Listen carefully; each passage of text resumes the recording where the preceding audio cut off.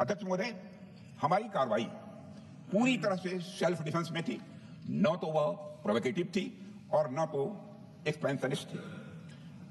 पाक द्वारा ये हमले 7 मई 25 से लगातार चले और 10 मई 2025 को रात लगभग 1:30 पर पाकिस्तान ने बड़े पैमाने पर भारत के ऊपर मिसाइल, ड्रोन, रॉकेट और अन्य लॉन्ग रेंज वेपन्स का इस्तेमाल किया।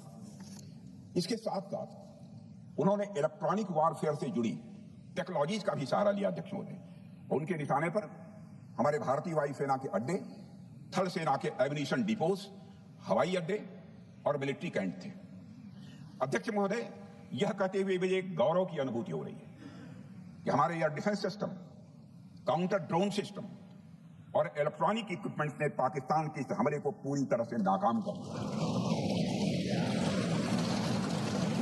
पाकिस्तान हमारे किसी भी टारगेट को हिट नहीं कर पाया अध्यक्ष महोदय, और हमारे किसी भी इंपॉर्टेंट एसेट को नुकसान नहीं हुआ है। हमारी सुरक्षा व्यवस्था अध्यक्ष महोदय चाक चौबंद थी और हर हमले को हम लोग रोका गया।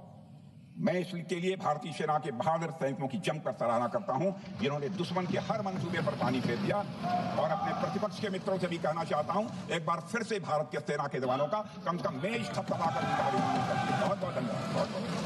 उनके पाकिस्तान के इस हमले के जवाब में हमारी कार्रवाई साहसिक थी, ठोस थी और प्रभावी थी।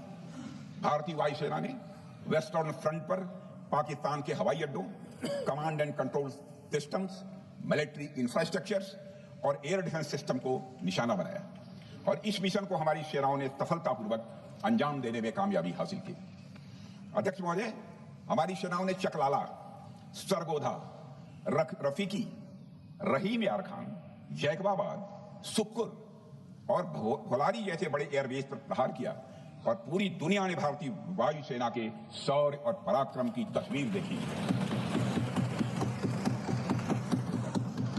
अध्यक्ष महोदय, ऑपरेशन सिंदूर ट्राई सर्विसेज कोऑर्डिनेशन का एक बेमिसाल उदाहरण था।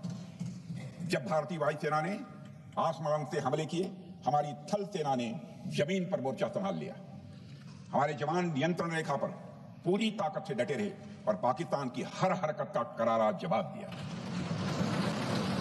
अध्यक्ष महोदय, भारतीय नौसेना ने भी, लोग पूछते हैं भारतीय नौसेना का क्या रोल था, भारतीय नौसेना ने भी उत्तरी अरब सागर में अपनी तैनाती मजबूत कर दी।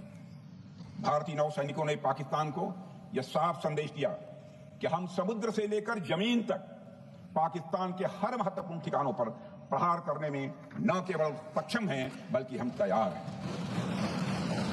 अध्यक्ष महोदय, इस ऑपरेशन का मकसद टेररिस्ट कैंप्स और उनके सपोर्टर्स को टारगेट करना, उन्हें नेस्त नाबूद करना था और यह साफ संदेश देना था कि भारत आतंकवाद के विरुद्ध जीरो टॉलरेंस रखता है।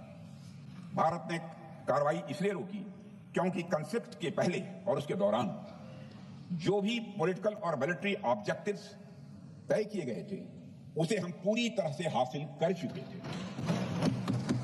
इसलिए यह कहना, यह मानना कि ऑपरेशन किसी दबाव में रोका गया था, यह बेबुनियाद है और सरासर गलत है।